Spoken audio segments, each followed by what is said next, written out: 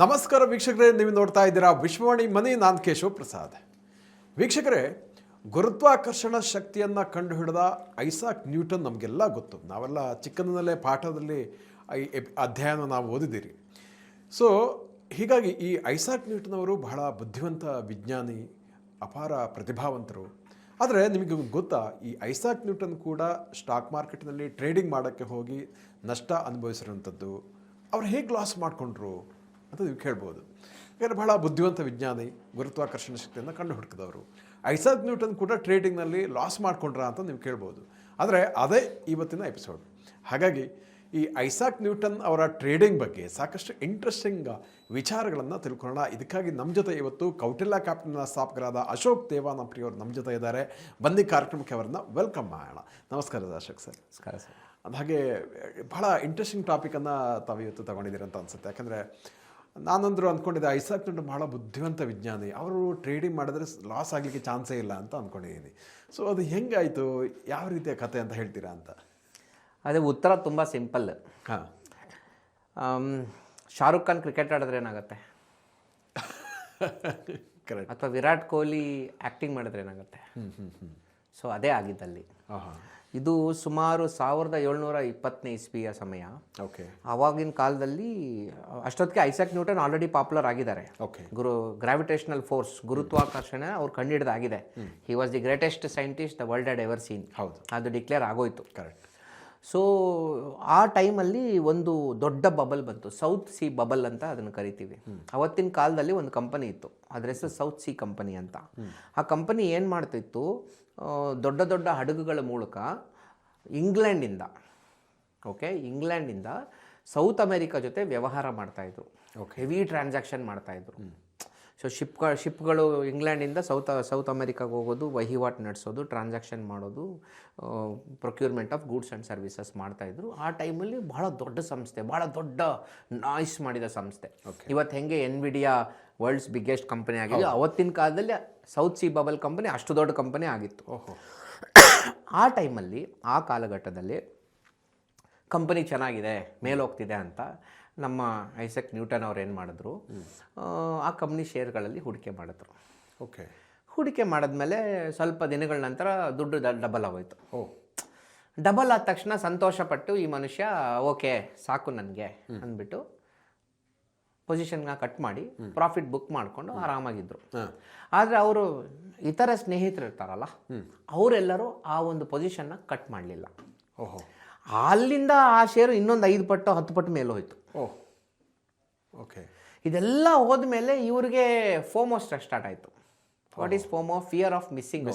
ಅಯ್ಯಯ್ಯೋ, ನಾನು ಮಿಸ್ ಮಾಡ್ಕೊಂಡ್ಬಿಟ್ನೆ ಟ್ರೈನ್ನ, ಅವರೆಲ್ಲ ಅಚೀವ್ ಮಾಡಿಬಿಟ್ರು, ಅವ್ರಿಗೆಲ್ಲ ಸಿಕ್ಬಿಡ್ತು, ನಾನು ತಪ್ಪು ಮಾಡಿಬಿಟ್ನೆ, ಕಟ್ ಮಾಡಬಾರ್ದಾಗಿತ್ತು. ಹಾಗಾಗಿ ನಾನು ಮತ್ತೆ ಎಂಟ್ರ್ ಆಗ್ತೀನಿ ಅಂತ ಮತ್ತೆ ಅವರು ಎಂಟ್ರ್ ಆದರು. ಪೀಕಲ್ಲಿದ್ದಾಗ ಆ ಟೈಮಲ್ಲಿ ಆ ಮೊಮೆಂಟೇ ಆ ಒಂದು south C bubble company, south C ಕಂಪನಿಗೆ ಟರ್ನಿಂಗ್ ಪಾಯಿಂಟ್, ಆ ಬಬಲ್ದು ಬ್ರೇಕಿಂಗ್ ಪಾಯಿಂಟ್ ಅದು. ಇವರು ಆಲ್ಮೋಸ್ಟ್ ಆ ಪೀಕ್ ಪಾಯಿಂಟಲ್ಲಿ ಹೋಗಿ ಕುತ್ಕೊಂಡ್ರು ಶೇರಲ್ಲಿ.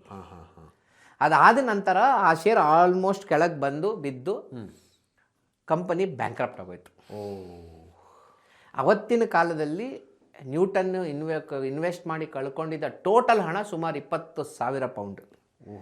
ಇದು ಒಂದು 350 ವರ್ಷಗಳ ಹಿಂದಿನ ಕತೆ. 1720 ಅಲ್ವಾ, 18, 19, 20, 20 300 ವರ್ಷದ ಹಿಂದಿನ ಕತೆ. 305 ವರ್ಷಗಳ ಹಿಂದಿನ ಕತೆ ನಾನು ನಿಮ್ಗೆ ಹೇಳ್ತೇನೆ. 305 ವರ್ಷ ನೀವು 20,000 ಪೌಂಡ್ನ ಕಾಂಪೌಂಡ್ ಮಾಡಿ ಎಷ್ಟಾಯ್ತು ಆಗಿದ್ರೆ ಅಲ್ವಾ? ಓಕೆ. ನನ್ನ ಪ್ರಕಾರ ಇದು ಬಿಲಿಯನ್ಸ್ ಆಫ್ ಡಾಲರ್ ಲೆಕ್ಕ. 20,000 ಪೌಂಡ್ ಆವತ್ತಿನ ಕಾಲದಲ್ಲಿ ಬಹಳ ದೊಡ್ಡ ಅಮೌಂಟ್. ಅದು ಬಹಳ ದೊಡ್ಡ ಲಾಸ್, ಲಾಸ್. ಇದೆಲ್ಲ ಆದಾಗ ಜನಗಳು ಹೋಗಿ ನ್ಯೂಟನ್ನ ಕೇಳಿದ್ರಂತೆ, ಯಾಕೆ, ಏನಾಯಿತು? ನಾನು ಬೇಕಾದರೆ ಫಿಸಿಕ್ಸು, ನನಗೆ ಸೈನ್ಸು, ಮ್ಯಾಥಮೆಟಿಕ್ಸ್ ತುಂಬ ಈಸಿ, ಈ ಶೇರ್ ಮಾರ್ಕೆಟ್ ಹುಚ್ಚು ನನಗೆ ತಲೆ ಬುಡ ಅರ್ಥ ಆಗಲ್ಲ, ನಾನು ಹೋಗಿ ತಪ್ಪು ಮಾಡಿಬಿಟ್ಟೆ, ನಾನು ಹೋಗಬಾರ್ದಾಗಿತ್ತು ಈ ಮಾರ್ಕೆಟ್ಗೆ, ನಾನು ಇನ್ವೆಸ್ಟ್ ಮಾಡಬಾರ್ದಾಗಿತ್ತು ಅಂತ ಒಂದು ಪ್ರೆಸ್ ರಿಲೀಸ್ ಕೊಟ್ಟರು. ಇಲ್ಲಿ ಟ್ಯಾಲೆಂಟ್ ಆಗಿ ಏನೂ ಬರೋದಿಲ್ಲ. It was just A psychological issue. ಅವರು ಇನ್ವೆಸ್ಟ್ ಮಾಡಿದ್ರು, ಅವ್ರ ಫ್ರೆಂಡ್ಸು ಮಾಡಿದ್ರು. ಇವರು ಇಮಿಡಿಯೇಟಾಗಿ ಒಂದು ಸ್ವಲ್ಪ ಪ್ರಾಫಿಟ್ ನೋಡಿ ಖುಷಿಪಟ್ಟು ಕಟ್ ಮಾಡಿಕೊಂಡ್ರು. ಅವರೆಲ್ಲ ಸುಮ್ಮನೆ ಇದ್ದರು. ಅವರೆಲ್ಲ ಪೀಕಲ್ಲಿ ಸೆಲ್ ಮಾಡಿದ್ರು, ಮತ್ತು ಇವ್ರು ಪೀಕಲ್ಲಿ ವಾಪಸ್ ಹೋಗಿ ಬೈ ಮಾಡಿದ್ರು. ಶೇರ್ ಬಜಾರಲ್ಲಿ ಒಂದು ಡೈಲಾಗ್ ಇದೆ, bulls get money, bears get money, pigs get slaughtered ಅಂತ. ಪಿಕ್ಸ್ ಅಂದರೆ those who go to the peak. Okay. ಅವ್ರು ಎಷ್ಟೇ ದೊಡ್ಡ ಸೈಂಟಿಸ್ಟ್ ಆಗಿರ್ಬೋದು, ಆದರೆ ಈ ಒಂದು ಪ್ರೊಫೆಷನ್ನು ಅವರು ಈ ಇಂಡಸ್ಟ್ರಿದವ್ರು ಅಲ್ಲ. ನೀವು ಸಚಿನ್ ತೆಂಡೂಲ್ಕರ್ನ ಬಾಸ್ಕೆಟ್ಬಾಲಲ್ಲಿ ಗೆಲ್ಲಪ್ಪ ಅಂದರೆ ಆಗೋದಿಲ್ಲ. ಹೆಂಗಾಗತ್ತಲ್ವಾ? ಸೊ ಹಾಗೆ ಅಲ್ವಾ? ನ್ಯೂಟನ್ಗೂ ಹಂಗೆ ನ್ಯೂಟನ್ ಕೇಸಲ್ಲೂ ಅದೇ ಆಗಿದ್ದು. ದೇರ್ ಇಸ್ ಎ ಸೇಯಿಂಗ್, ಇದನ್ನು ನ್ಯೂಟನ್ನೇ ಹೇಳಿದ್ದು, there is no great genius in this world without a mixture of madness ಅಂತ. ಅವ್ರು ಇನ್ನೊಂದು ಬ್ಲಂಡರ್ ಮಾಡಿದರು ಐಸಾಕ್ ನ್ಯೂಟನ್ನು ಆ ಕಾಲದಲ್ಲಿ ಅವರು ತುಂಬ ಓದೋರಲ್ವಾ, ಸೈಂಟಿಸ್ಟ್ ಅಲ್ವಾ, ಯಾವಾಗಲೂ ರೀಡಿಂಗು ಬ್ಯುಸಿ, ರಿಸರ್ಚ್ ಮಾಡ್ತಾನೆ ಇರೋರು. ಅವ್ರ ಮನೇಲಿ ಒಂದು ಬೆಕ್ಕಿತ್ತು. ಓಕೆ, ಆ ಬೆಕ್ಕು ಒಂದು ಮರಿ ಹಾಕ್ಬಿಡ್ತು. ಆ ಬೆಕ್ಕಿನ ಮರಿ ಆ ರೂಮಿಗೆ ಬರೋಕ್ಕೆ ತುಂಬ ತೊಂದರೆ ಕೊಡ್ತಾಯಿತ್ತು. ಆ ಬಾಗಿಲು ಹೊಡಿಯೋದು, ಡಿಸ್ಟರ್ಬ್ ಮಾಡೋದು ಇವ್ರಿಗೆ ಒಳಗೆ ಬರೋದಕ್ಕೆ. ಆವಾಗ ಐಸಾಕ್ ನ್ಯೂಟನ್ ಏನು ಮಾಡಿದ್ರು, ಸರಿ ಈ ಬೆಕ್ಕಿನ ಮರಿ, ಆ ಮರಿ ಹುಟ್ಟಿದಾಗ ಬೆಕ್ಕುಗಳು ಸ್ವಲ್ಪ ಕ್ರ್ಯಾಂಕಿ ಆಗ್ತಾವಂತೆ, ಆ ಲೇಡಿ ಮದರ್, ಆ ಫೀಮೇಲ್ ಕ್ಯಾಟ್. ಸೊ ಅದಕ್ಕೆ ಯಪ್ಪ ಏನು ಮಾಡಿದ್ರು, 2 ಹೋಲ್ ಮಾಡಿದ್ರಂತೆ ಅವ್ರ ರೂಮ್ ವಾಲ್ ಮೇಲೆ. 2 ಹೋಲ್ ಮಾಡಿದ್ರಂತೆ. 2 ಹೋಲ್ ಮಾಡಿಬಿಟ್ಟು ಒಂದು ದೊಡ್ಡ ಬೆಕ್ಕು ಬಂದೋಗೋಕ್ಕೆ, ಇನ್ನೊಂದು ಚಿಕ್ಕ ಬೆಕ್ಕು ಬಂದೋಗೋಕ್ಕೆ ಅಂತ 2 ರಂಧ್ರ ಮಾಡಿದ್ರಂತೆ. ಮಾಡಿಬಿಟ್ಟು ಅವರು ಈ ಕಂಟಿನ್ಯೂಡ್ ಇಸ್ ರಿಸರ್ಚ್. ಬೆಕ್ಕು ಮೂಡ್ ಬಂದಾಗೆಲ್ಲ ಹೊರಗೆ ಹೋಗಿ ಬರ್ತಾಯಿದ್ರು. ಒಂದಿನ ಅವ್ರ ಕೆಲಸದವ್ರ ಯಾರೋ ಅನಿಸುತ್ತೆ, ನನಗೆ ನೆನಪಿಲ್ಲ, ಮೋಸ್ಟ್ಲಿ ಕೆಲಸದವರ ಫ್ರೆಂಡ್ ಯಾರೋ ಇರಬೇಕು. ಏನಪ್ಪ 2 ಹೋಲ್ ಮಾಡಿದ್ಯಾ ಅಂದರೆ, ಅದೇ ಈ ಬೆಕ್ಗಳು ಡಿಸ್ಟರ್ಬ್ ಮಾಡ್ತಾಯಿತ್ತು, ಅದಕ್ಕೆ ಓಡಾಡೋಕ್ಕೆ ಒಂದು ಜಾಗ ಮಾಡಿದೆ. ಹೌದು, ಆ ದೊಡ್ಡ ಹೋಲಲ್ಲೇ ಚಿಕ್ಕದು ಹೋಗ್ಬೋದಲ್ಲ, 2 ಹೋಲ್ ಯಾಕೆ ಮಾಡಿದೆ ಅಂತ ಕೇಳಿದ್ರು. ಆ ದೊಡ್ಡ ಹೋಲಲ್ಲೇ ತಾಯಿ ಮಗು ಇಬ್ಬರು ಟ್ರಾವೆಲ್ ಮಾಡ್ಬೋದಲ್ಲ, ತಾಯಿಗೊಂದು ಮಗುಗೊಂದು ಯಾಕೆ ಮಾಡಿದೆ ನೀನು ಅಂತ. ಓ ಹೌದಲ್ವಾ, ಸಾರಿ, ನಾನು ಯೋಚನೆ ಮಾಡಿಲ್ಲ ಈ ವಿಷಯ. ಅವಾಗ ಈ ಡೈಲಾಗ್ ಅವರೇ ಹೇಳಿದ್ದು, there is no great genius in this world without a mixture of madness ಅಂತ. ಕೆಲವೊಮ್ಮೆ ಬಹಳ ಬುದ್ಧಿವಂತರು ಎಡುತ್ತಾರೆ, ಅದು ಸಹಜ. It's not that you are a genius in every industry. Correct. ಎಷ್ಟೋ ಸರಿ ಎಷ್ಟೇ ನಾವು ಬುದ್ಧಿವಂತರಿದ್ದರೂ ಒಂದು ಪ್ರೊಫೆಷನಲ್ ಇನ್ನೊಂದು ಪ್ರೊಫೆಷನ್ ನಮಗೆ ಸೇರಿದಲ್ಲಿರೋದ್ರಿಂದ ಅಲ್ಲಿ ನಮಗೆ ಗೆಲುವು ಖಚಿತ ಅಂತ ನಾವು ನಂಬ್ಕೊಳ್ಳೋದೇ ತಪ್ಪು. ಅದು ನನ್ನ ಅನಿಸಿಕೆ. ಇದು south C bubble story.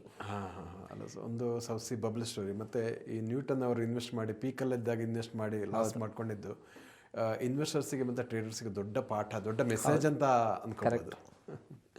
So ಹಾಗಾಗಿ ನಮ್ಮ ವೀಕ್ಷಕರಿಗೆ ಇಷ್ಟು ಹೊತ್ತು ಈ ಐಸಾಕ್ ನ್ಯೂಟನ್ನ ಎಪಿಸೋಡನ್ನು ಭಾಳ ಅದ್ಭುತವಾಗಿ ವಿವರಿಸಿದ್ದೀರಾ.